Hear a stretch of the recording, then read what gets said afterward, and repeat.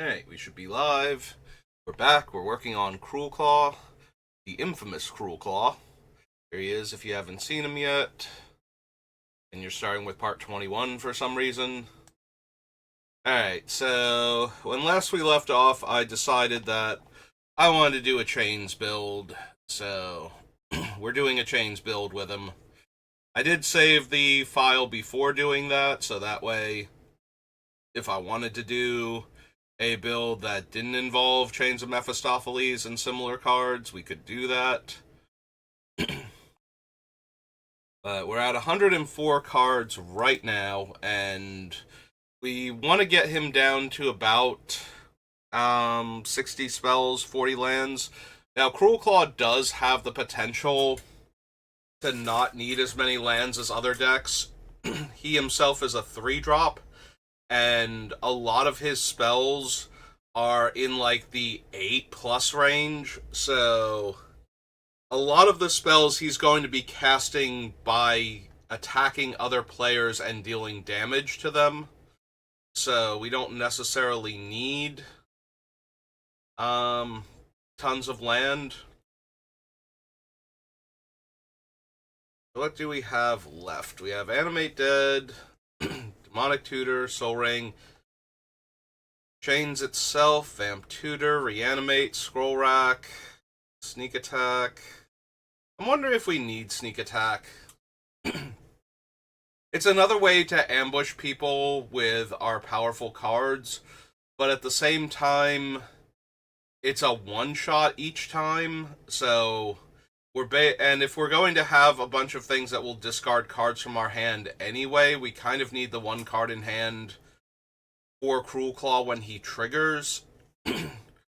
So I'm thinking we can lose Sneak Attack, actually. Seems a little weird when my goal is to put giant creatures into play for very little mana to get rid of a 4-drop that lets me play them for 1 red for a turn, but I think it actually isn't quite as on point for the deck as it looks like it is, because a lot of them, their threat level comes from, oh, this is in play early and now you have to deal with it. The Sneak Attack, like using a lot of them with Sneak Attack is, oh, this thing is here for right this second, and that's bad, but depending on who it hits and what, the Cruelclaw player does with it, it's probably not the end of the game. Whereas if you hit with Cruelclaw and you put Blightsteel Colossus or an Eldrazi with an Annihilator trigger, or even Archon of Cruelty into play on like turn 4, turn 3 even, if I can give him haste. Yeah, this seems like the type of deck where a lot of our cards are like that, and Sneak Attack just doesn't contribute to that in the same way that we would like it to.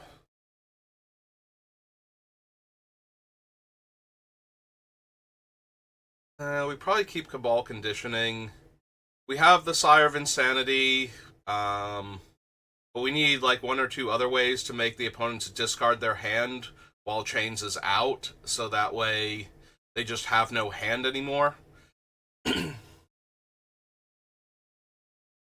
Lightning Greaves.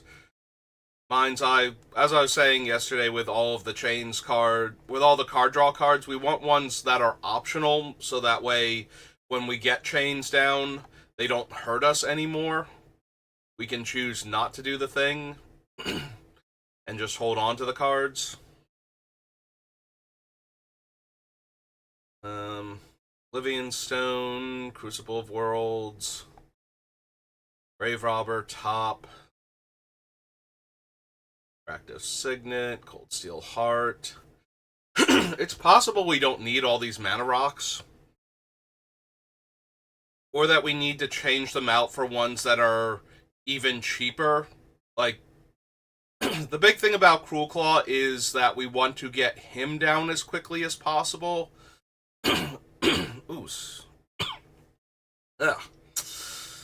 So we want cards that can accelerate into him. Like, the 2-drops are not letting us cast him sooner. What they're doing is letting us cast him plus another card in the same turn or activate a card to give him haste.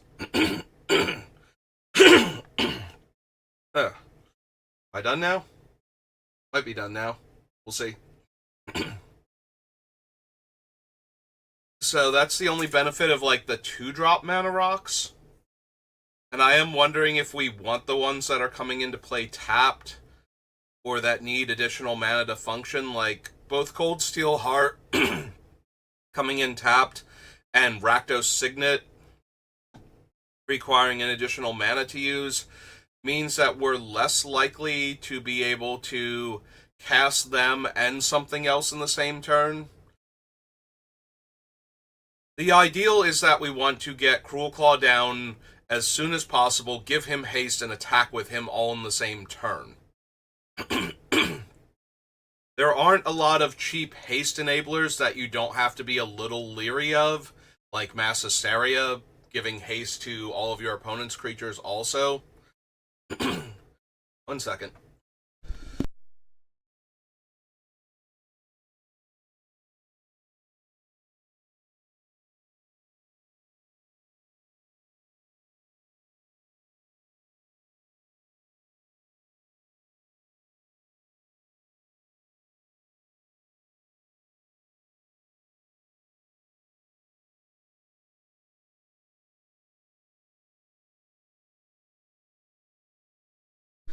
Alright, let's hope that cleared it up.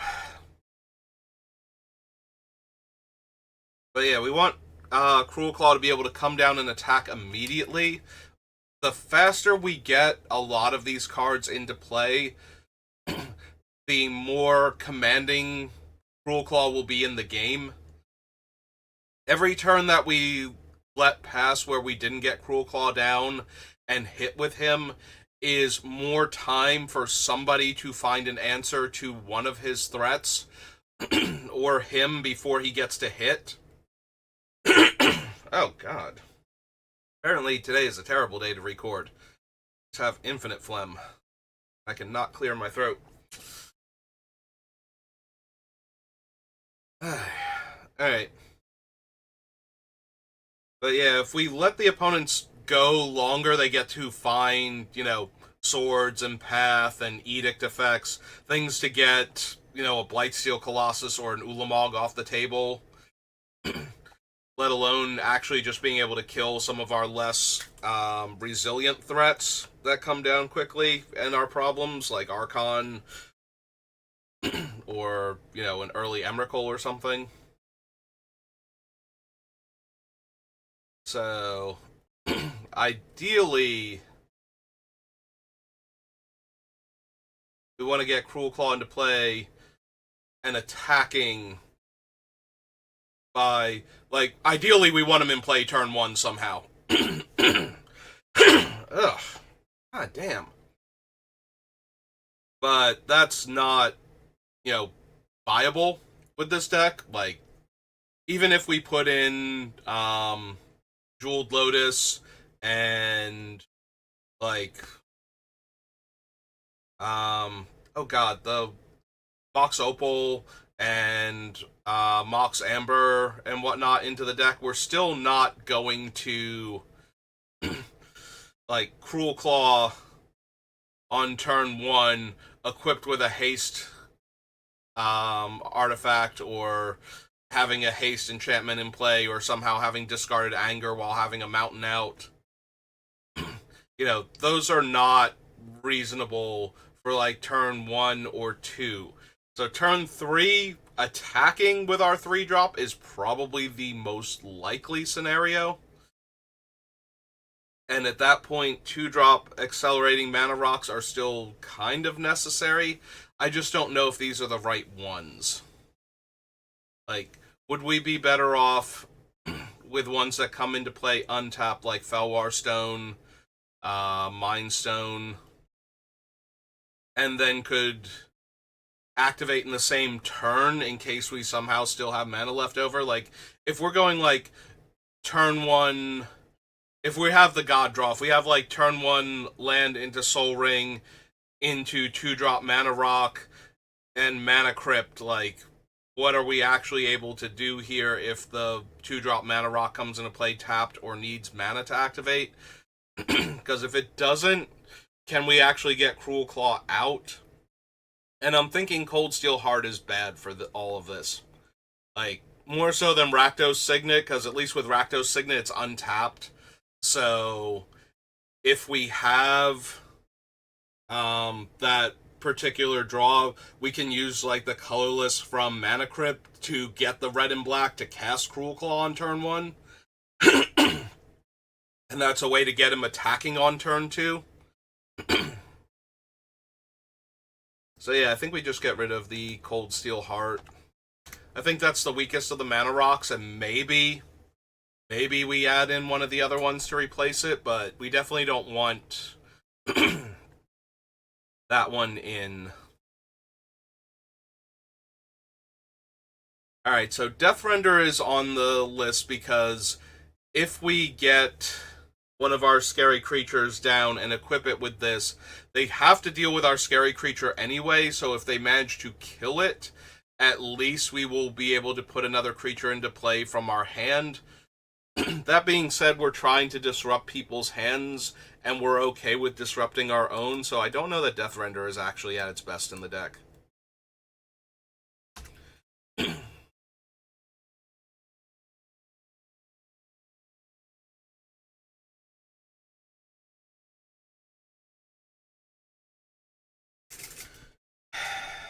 Now I'm looking at Sorin. So, the downside to Sorin is that he does not actually protect himself. If we cascade into Sorin in the very early game and set somebody to 10, they're probably on the back foot for the rest of the game. They are very close to being dead compared to everybody else, especially if Sorin does not die immediately, because his uptick will kill them in 5 turns, like, casually, while we're not doing anything else.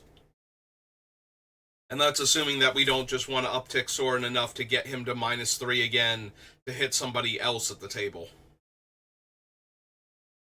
You know, if we're in a 3-player game, it's going to be very likely that we want to uptick Sorin just long enough to downtick him again to put the other player at 10.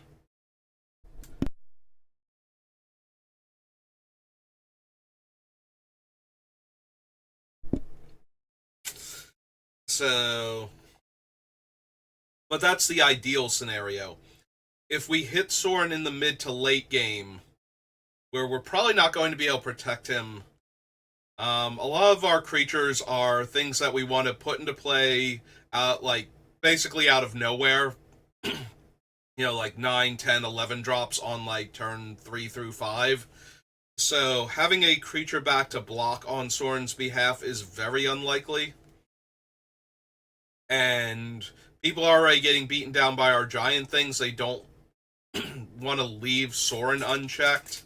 And it's not like their 1/1 is stopping, you know, Ulamog or something. I mean, it chumps him, but they're losing 4 other permanents, so that thing can live long enough to chump, so they kind of need to get rid of Sorin if he's going to be doing that, especially if I already have one of the other things out.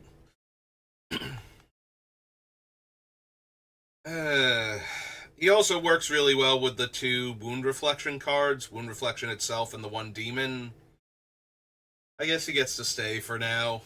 He might be one of the cards where it's like we don't actually need him to win the game, so he can go. Karn's definitely staying, Sholdred's definitely staying, Rakdos stays, Sire stays. Maybe I need a sub-list of all of the things I'm trying to cascade into to figure out which ones are actually the best, because we have a whole lot of them, and we probably need to cut like 3 to 5 of them at least in order to make room for our other stuff.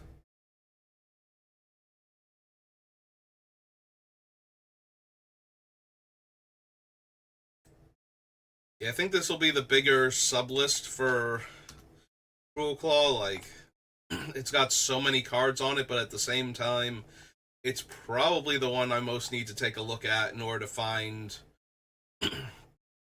like a lot more cuts for the deck. So let's see, Plague Wind. We don't really need to cascade into aggravated assault. Cabal Conditioning. Those. Wound Reflection, kind of. Yeah, anything in like the 6 mana range is probably gonna be close, and it's definitely something I want to ambush players with. You know, they took a whole bunch of damage because life is a resource, and then Cruelclaw hits Wound Reflection, and that's just the end of them. These two, yes. Blightsteel, yes. Garn and Sholdred, yes.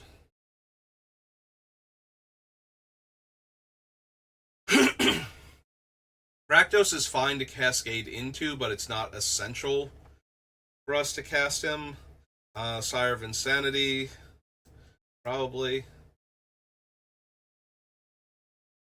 First Fears, definitely.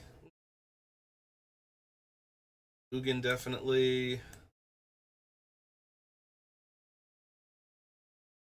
10. Second is 11.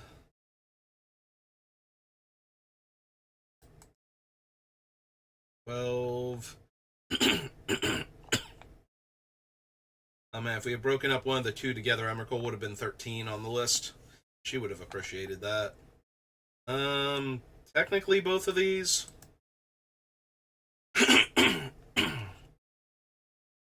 Archfiend of Ifnir we don't have to cascade into, and we're okay with casting him beforehand, because that means that our opponent's things are going to be hit by his effect when we're casting things off Cruelclaw.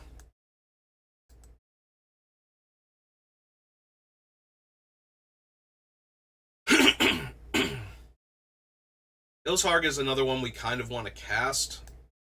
Cauldron is fine to hit if we can hit it early enough, where we don't have the things in play and it wouldn't have been cheap to cast it.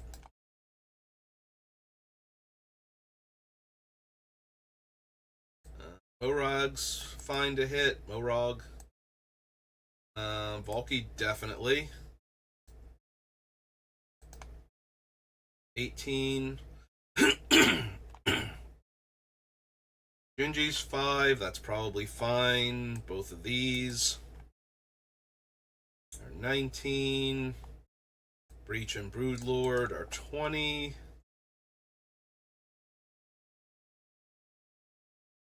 Persistence is 21.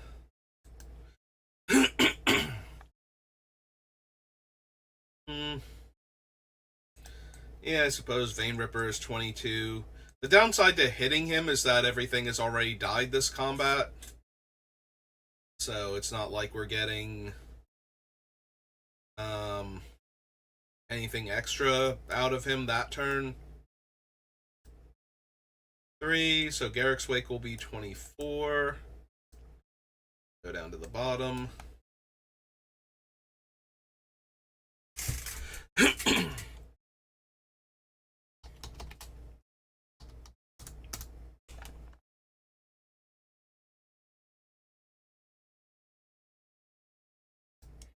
Put the conditioning on there and then delete it off the list so we can see Plague Wind underneath it.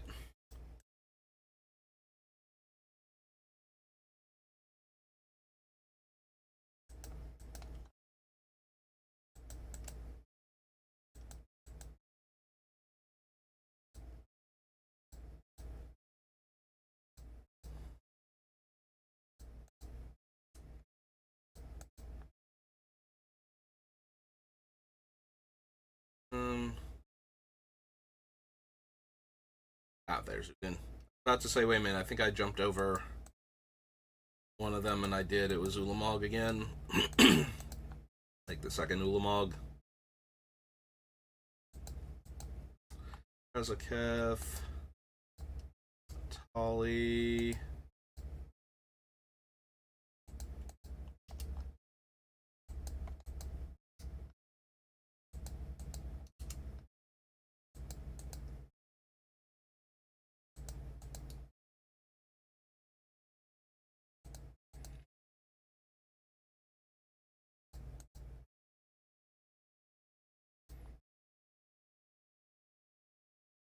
Alright, in Garrick's Wake. So Cavalier Flames is a 5-drop, but triple red I think is going to be difficult. A lot of our spells are black, so we're probably going to want more black than red available to us in case we have to cast anything. So triple red might be difficult. Double red is not going to be hard with all the fetches and dual lands and whatnot, so. Archfiend of Despair. Archon of Cruelty.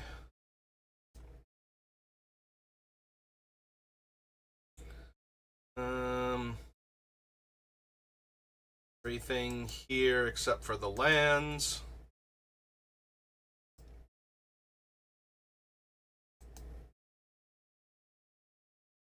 Brainstealer Dragon, now Feshni, both.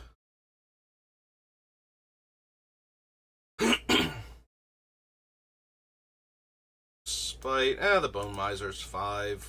Probably okay there.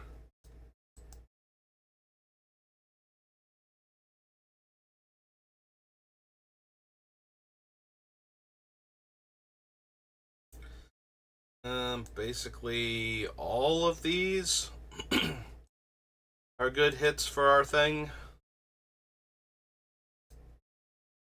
These two. And our good friend the Flaming T-Rex.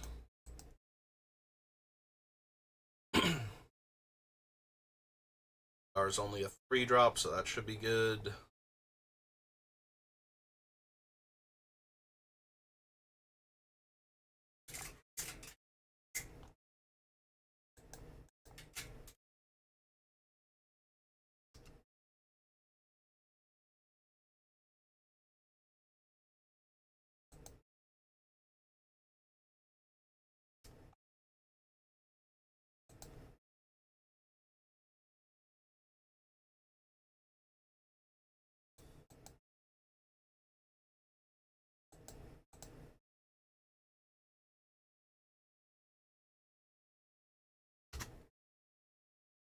Alright.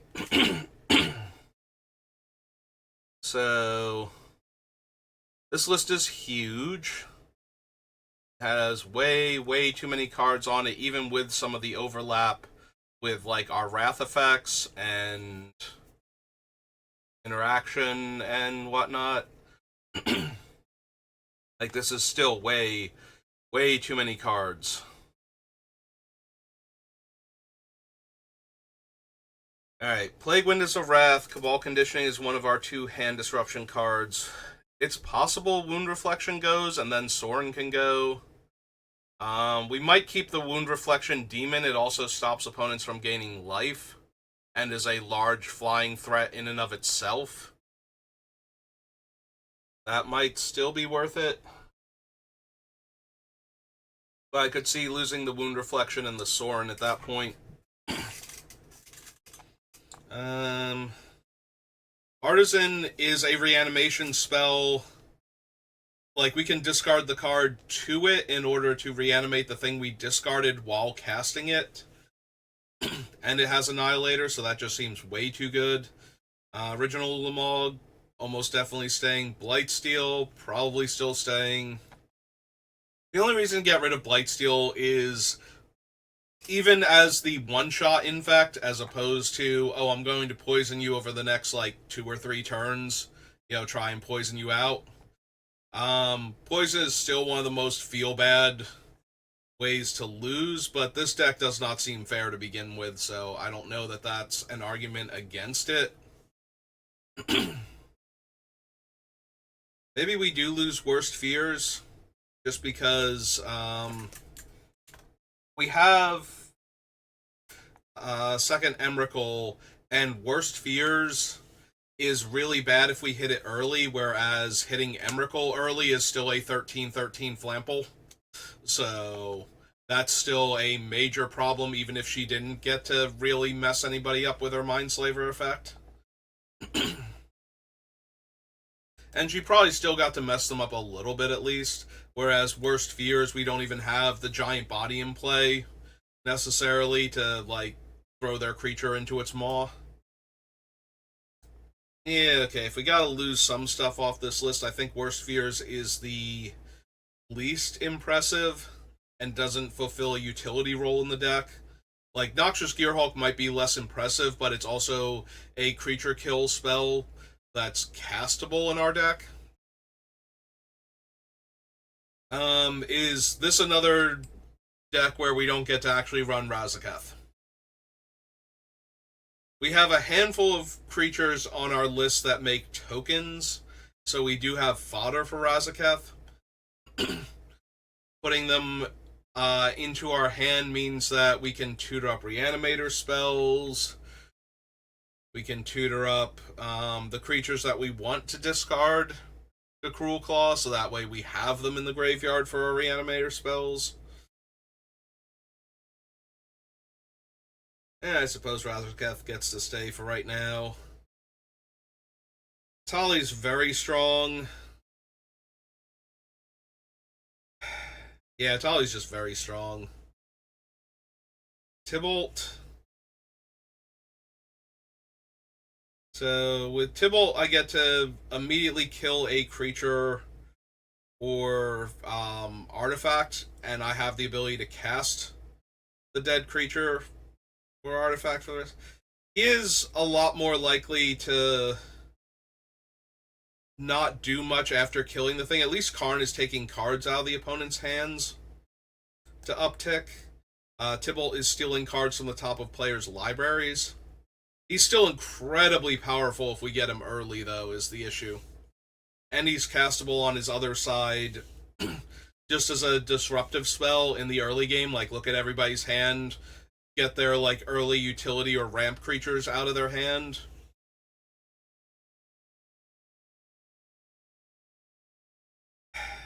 The problem is that I can make a lot of arguments for why a lot of these cards should be in the deck, but that's why they're on the list in the first place. I think Vein Ripper is one of the less impressive ones. I was already knocking him the other day for not being quite good enough, and I think that still holds. I've had more time to think about it, and we can probably get rid of Vein Ripper.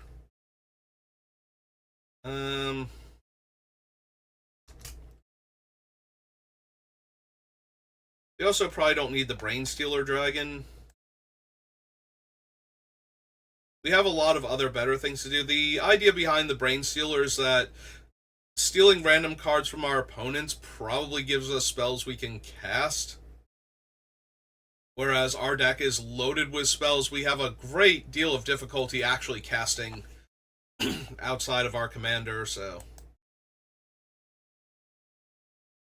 But just because it can do that doesn't mean it's always going to. It could just as easily hit our opponent's expensive cards, and then it's like, oh good, more cards we can't cast. Only these ones aren't doing anything else for us.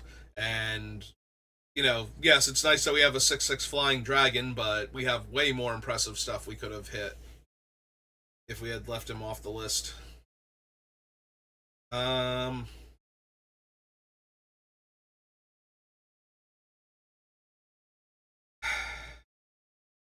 How many of my things are actually worth copying with Nalfeshni?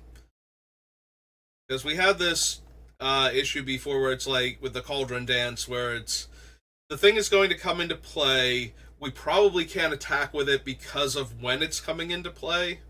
So, what are the benefits of getting a second copy of it? And if we just look at all of the ones here that are like Doomsday weapons that we could potentially cascade into, Plague Wind doubling doesn't help.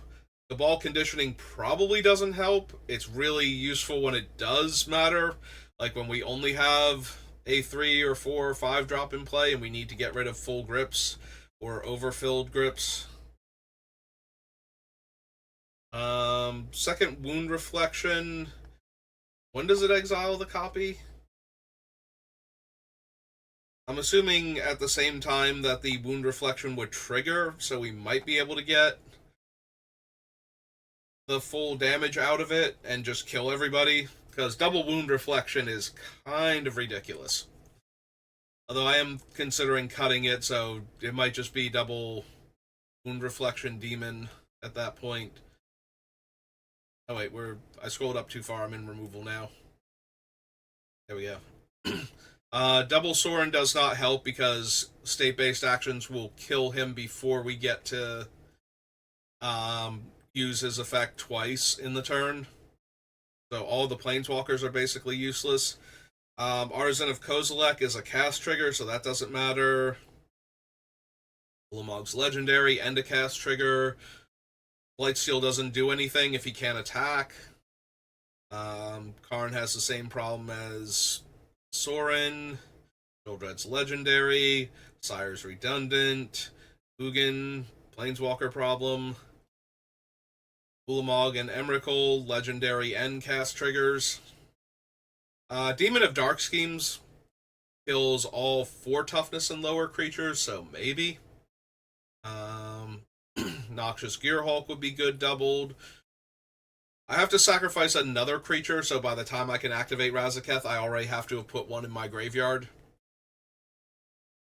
Like, I can't let the one resolve sacrifice him to himself and tutor something, and then let the physical copy resolve that's going to stay in play. Tali's legendary and has to attack. Cauldron's legendary. Borog's legendary. Valky and Tibble. Not working out. Cityscape Leveler is a cast trigger and an attack trigger, so no. Pluralta Phyrexia would work if they have like 4+ creatures in play. Reach would be awesome to copy.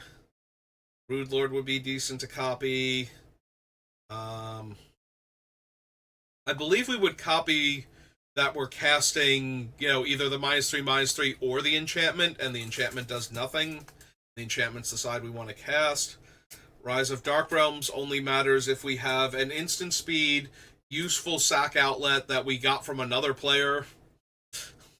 So that way we could sack all of these creatures and then get them back again.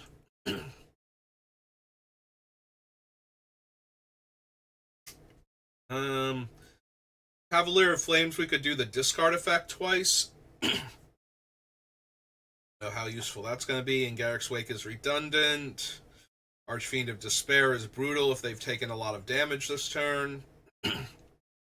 Archon of Cruelty, we would get the Enters trigger again. Crabomination, same thing. World Anew and Defiler are cast triggers and legendary. Archfiend of Spite doesn't really do much if the opponent doesn't get a chance to hit them in combat. And that's not going to happen. Shadowgrange does work because as long as somebody has 2+ creatures, so that we're getting the second creature and the life gain out of it, which shouldn't be anything difficult. Call Forth the Tempest just gets completely out of hand. Like, nothing surviving that unless it has indestructible or protection from red. We're going to Cascade twice, and we're going to deal damage to each creature equal to total CMC of other spells cast this turn. Desecrate Reality is fine, because we'll be able to blow up more lands at the very least. Rise of the Eldrazi is insane. Heartless Conscription is redundant. Shard would matter. Wait, hang on. Are we casting the spells? Do the cast triggers actually matter? When I cast... No, because I'm copying the spell on the stack. Never mind. I was right the first time. I was like, wait a minute. Do we get cast triggers? Did I miss something here? So yeah, the Shard of the Nightbringer doesn't work. Blood for the Blood God. It's 16 damage to each opponent, but I have to discard the one hand almost immediately and draw a fresh 8, and depending on what I had in my hand will determine if I could have cast anything first. And Flaming T-Rex. So when he dies at end of turn, or do I exile the thing? Sack next end of turn. Okay, cool. So, so the Flaming T-Rex would at least get to deal 5 damage to each of my opponents. So we don't have a ton for Nalfeshni, but we do have some stuff that would be really powerful if we copied it. I just don't think it's quite enough. It's like a third of the cards are really good if we could copy them with him. So maybe we just don't need him then. And that's just off of this list. There's plenty of stuff that is on the rest of the list that would either be fine, like removal spells, or non-doomsday creatures with comes into play abilities, or death triggers or something, like, you know, getting Junji, for example, and having him die immediately is fine, because then I either get to take 2 cards from everybody and 2 life, or I lose 2 life and get one of my non-dragons back, and then I have like another Junji in play to either take more cards or to get something else back. So we do have stuff on the list that would be fine with Nalfeshni that we didn't consider, but it looks like it's about a third of our Doomsday weapons maybe are really good with it, and the rest are terrible. So it's not even that the rest are okay with it, it's that the rest are basically pointless. Like, getting to do something with one of them while Nalfeshni's in play is not actually accomplishing anything. Alright, so we're definitely getting rid of those.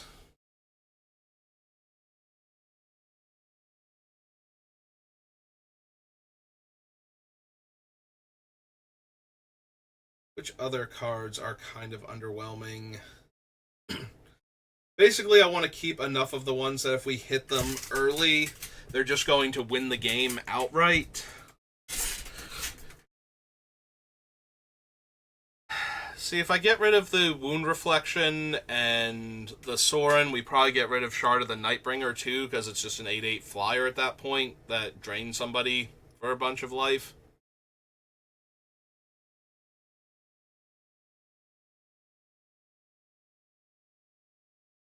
And that just leaves the one demon.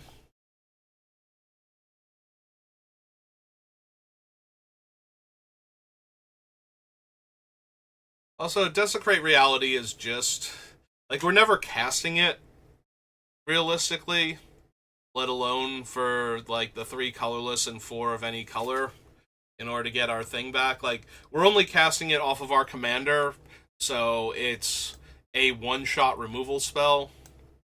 And as funny as it is to hit that early and take everybody off a land with how powerful our commander is, I don't think that would be... Like, I think the quality of the decks I'm playing against with Cruelclaw is going to be high enough, if I'm gauging their power levels right, that doing that would be super annoying, but not uncalled for, basically.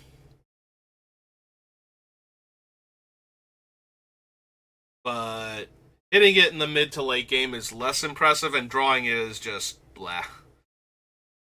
Especially compared to some of our other more potent things.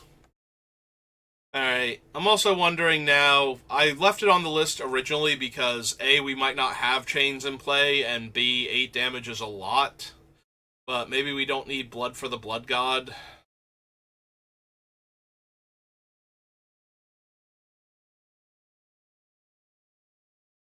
Like, if we cascade into Rise of the Eldrazi, we're still destroying a permanent and taking an extra turn, even if drawing the 4 cards isn't necessarily the best thing for us with chains out. But Blood for the Blood God is not optional. If we're casting it, we are losing the top 8 cards of our deck, which shrug half the time, but it's not doing anything other than milling me 8. And I guess it's just milling me 8. Like, that's not a bad thing. Unless we specifically hit original Ulamog, and then I draw reanimation spells. That's like the only time that is not going to be good. I guess it can stay for right now.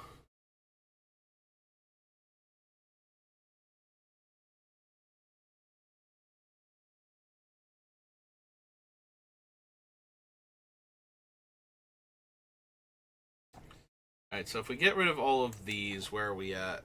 So, first of all, worst fears. 1.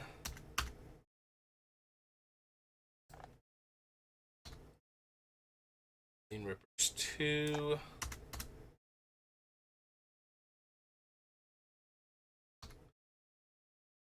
Stealer Dragon is 3.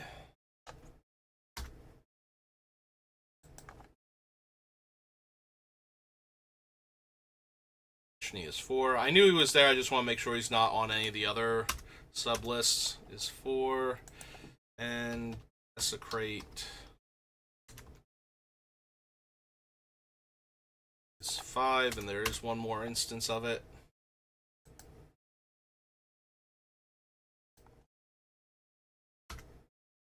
Alright, so that's 5 more cards off the list. Gets us down to 96. And we got a little bit of time left. Alright, let's see if we can get rid of anything else. I was down here when I went, you know what, maybe I should double check all of my Doomsday weapons and see if there's anything I can clear out. So let's head back down here now. Do I care enough about Liliana? +1, discard a card. -2, put a card on top of my deck. I need to really know that I'm going to hit with Cruelclaw in order to want to put a card on top of my deck specifically with her.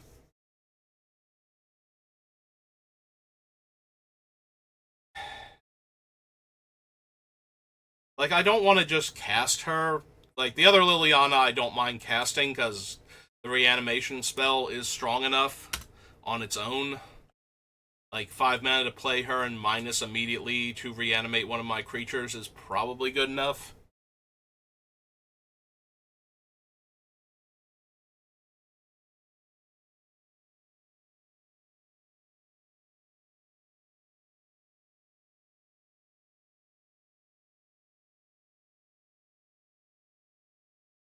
So right now I have, what, like 6 Madness cards on the list? We have these 2, we have Big Game Hunter, we have the Demon that edicts everybody and gains me life, we have the Demon that if it's dealt damage, opponent loses life or permanence in play. I think that's all of our Madness cards.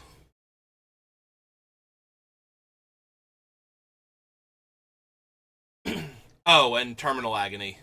So we have 6. Maybe we can afford to cut 1 or 2 of them. Alright, Archfiend of Ifnir, I've given you a pass so far because we're definitely discarding cards a lot. In fact, we're discarding... If we have a card in hand, we discard and then draw each time we draw. We might just be able to kill everybody's stuff. Like, at that point, something like the Mind Stone, not Mind Stone. God, what's the Mirrodin artifact that's letting me draw? It's like Mind's Eye. Is it just Mind's Eye? I think that's it.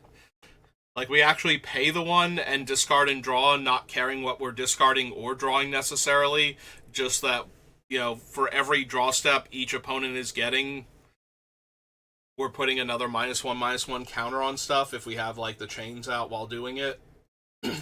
Yeah, the Demon of Dark Schemes might actually... Or, I'm sorry, not Demon of Dark Schemes. Archfiend of Ifnir might actually be doing more work if we're doing the chains build. Like, it might not be good enough without the chains.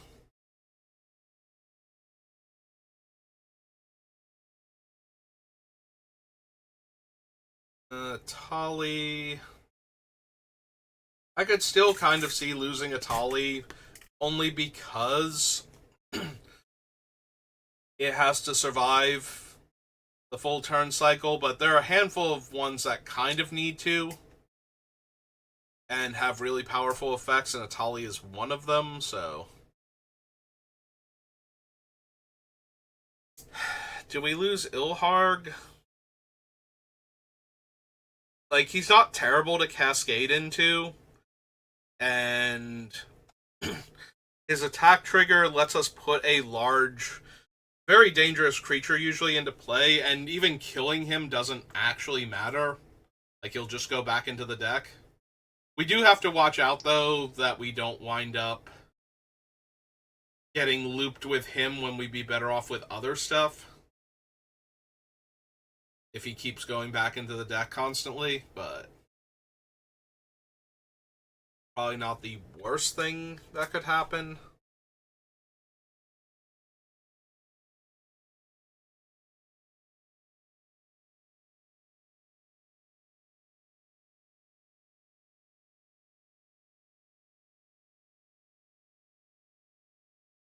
Yeah, Tybalt's really potent if we hit him early.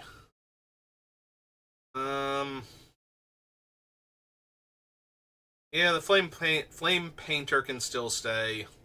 Every time I look at it, I'm like, is this actually the one we want?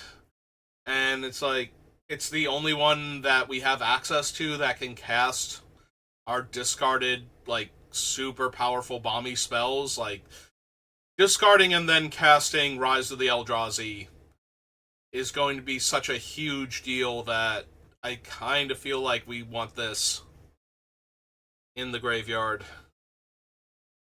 Or in play when those things are in the graveyard, rather.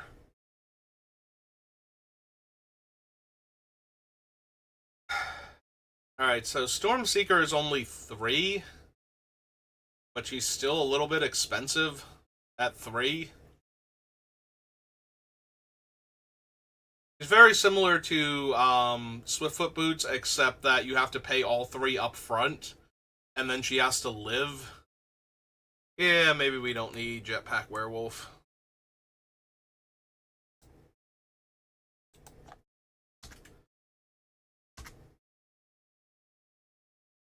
Junji, Cityscape Leveler, Portal, Breach. It's possible Hoarding Broodlord can go.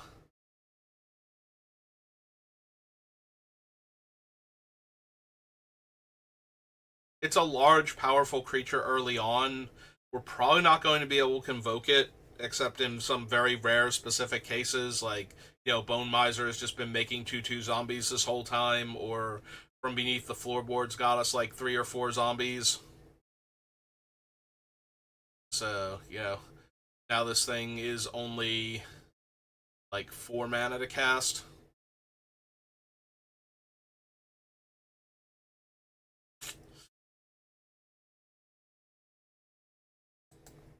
Like, it's nice that it's a large, dangerous flyer that gets us a card. The fact that it puts the card into exile is kind of a double-edged sword, though, because sometimes we're going to want to be able to get things like, we have a Reanimator in our hand, we haven't gotten a decent creature to throw in the graveyard yet, and if we could just, have a creature in our hand that we could discard to our commander and then play the Reanimator spell, that would be so much better than it being in exile and having Convoke. Yeah, okay, I think the Hoarding Dragon can go, or Hoarding Broodlord.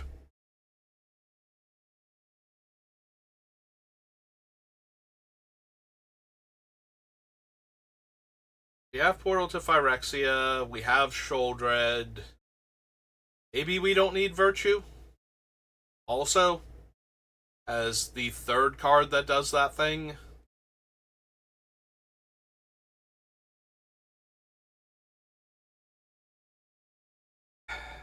I'll consider it.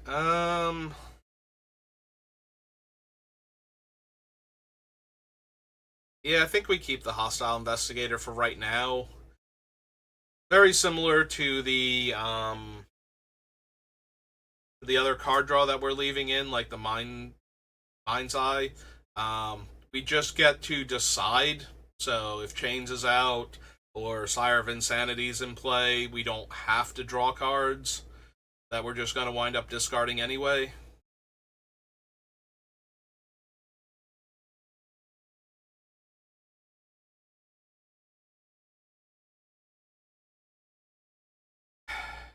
Maybe we don't need the Cavalier. It's nice that we can give our stuff haste, but that really only helps if we have, like, Morog or the other one in play already. Aggravated Assault. Because otherwise, being able to spend 2 mana to give our creatures haste, that's not helping Cruelclaw because this is a 5-drop that we already might have trouble casting, so that's not doing anything. And the other effects are fine. Being able to discard my hand of big dumb creatures and look for the Reanimator spells is not nothing, but yeah, I think we can just get rid of him at this point. I'd rather have cheaper ways to give haste, like to get the haste effect online sooner, and I don't think that the other modes are that good when we look at all the other things we have access to anyway. Right, we're well into the 50-minute mark, up on like 52 minutes, so anything else real quick that I think maybe should go? We have to go find the other copies of the Hoarding Broodlord list.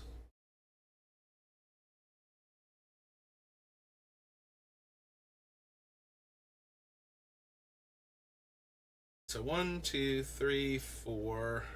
But we need to find the other Cavalier too, I think. Yep.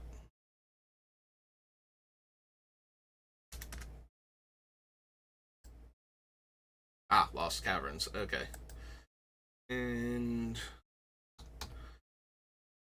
it's not Gourd.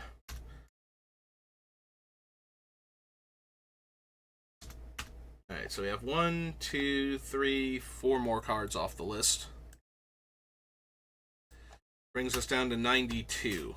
Alright, so almost 2/3 of the cards get to stay. We just need to figure out the last third coming off the list, so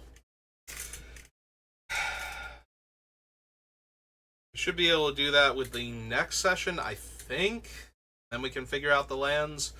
But yeah, that's going to do it for me for right now, so thank you for watching, and I will see you next time. Good rest of your day.